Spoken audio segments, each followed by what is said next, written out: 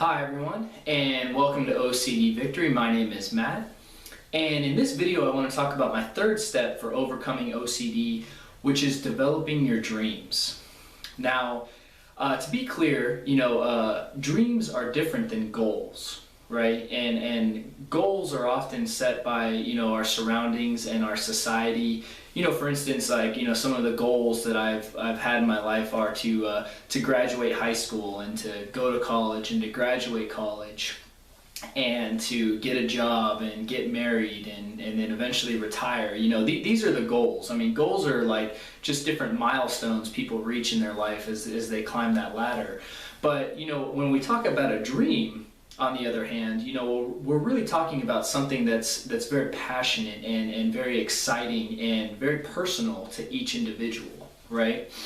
So when I talk about developing your dreams, what I'm really asking you to do is kind of look at your life and almost look inside you and really kind of figure out something that would bring passion and excitement to your life, right? And the reason I ask for that is because with OCD, I mean, it can just drain you, and it's very painful and it's very exhausting to deal with OCD, and it very often eliminates a lot of people's passion and excitement for life, right? Because all they're doing is dealing with obsessive thoughts and compulsive behaviors. Now, what dreams are going to do is they're going to start putting some of that excitement and passion back in your life, right? That's the goal for dreams.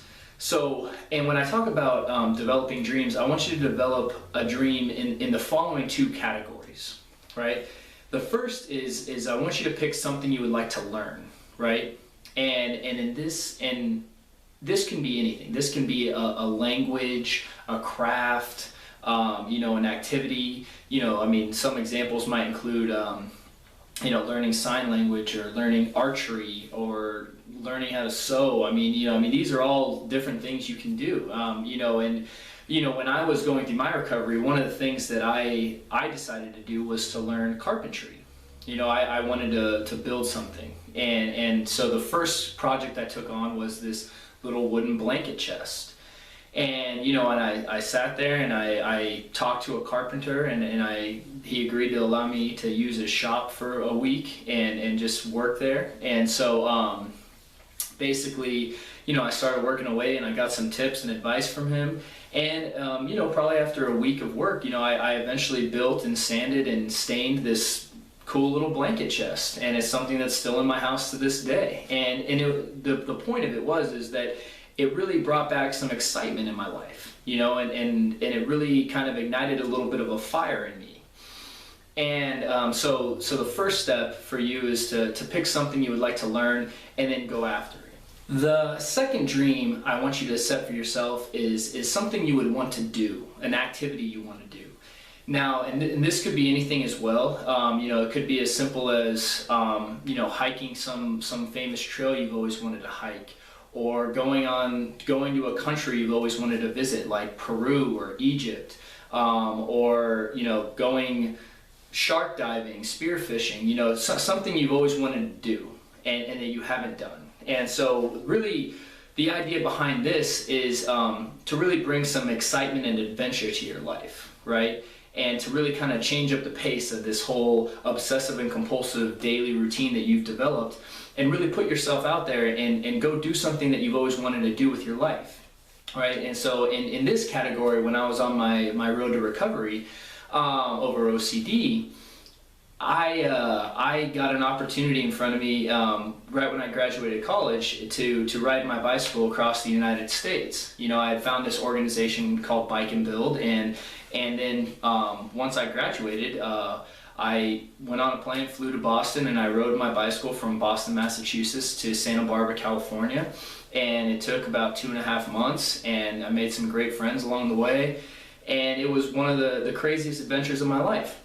But I went and did it, and I put myself out there. And I was afraid of my OCD relapsing and getting bad. But really, when I was caught up in this adventure, I didn't have any time for OCD. I was so filled with passion and excitement that that virtually OCD ceased to exist. So the idea is to really kind of prepare yourself to fill your days and to really get some activities that you like doing and stuff that you're excited about and passionate about in your life. And then as you start weeding out OCD and pushing out OCD, you're already going to have these activities to come in and replace the time that you used to spend with OCD, and replace it with activities that you're really excited about and passionate about. There's two things I want to cover with dreams.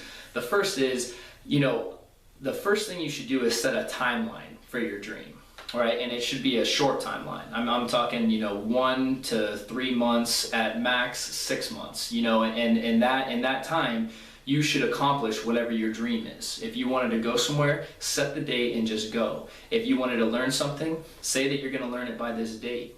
And what that's going to do is that's going to start motivating you to put yourself into motion, right? And really start getting action steps going forward. The second thing is to try to talk to someone who's already done whatever it is you're trying to do, right? I mean, that's definitely it was a big step for me. Is when I was learning carpentry, I went and talked to a carpenter.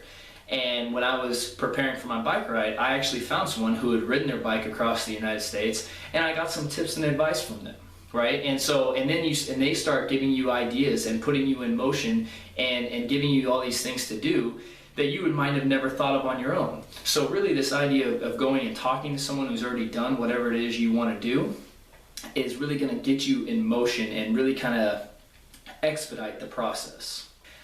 That concludes this video on developing dreams. For more information, please check out my website at www.ocdvictory.com. You can also follow me on Facebook and Twitter for weekly Q&As. And thank you for watching, and I'll see you on the next video.